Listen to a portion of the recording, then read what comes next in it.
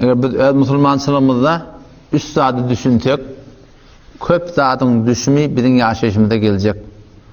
Awal başdan la ilahe illallah Muhammedur Rasulullah'ni umum bu Türkmen musulman düşünmäneydi gysyny.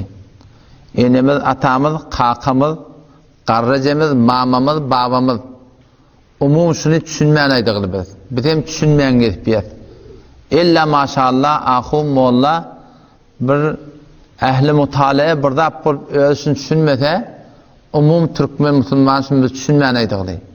İkilenizden namaz okuyat, yan namaz okuydyk. İnki mübarek yer insanyň baş şerafet yeri maňlaý. Şonu yere goýup Allah Taala'ny ketmeşdik. Otam şu namazı düşünüp okuýmaklyk. Ola kan bir döwlet. Oşlenjen Allah Tebarek ve Taala'nın pak kelamını, Kur'an'ı düşünmeklik.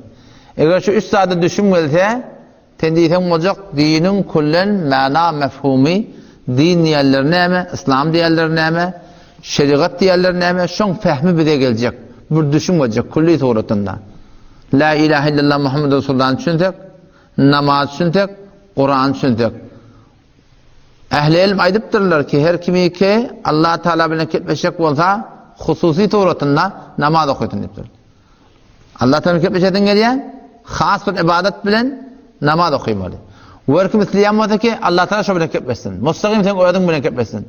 Oňa näme diýipdirler? Kur'an okuýmaly diýipdir. Şol näçe däne mowzuň taşda gurrunmaly. Şeýan 3 däne mowzuň taşda gurrunmaly.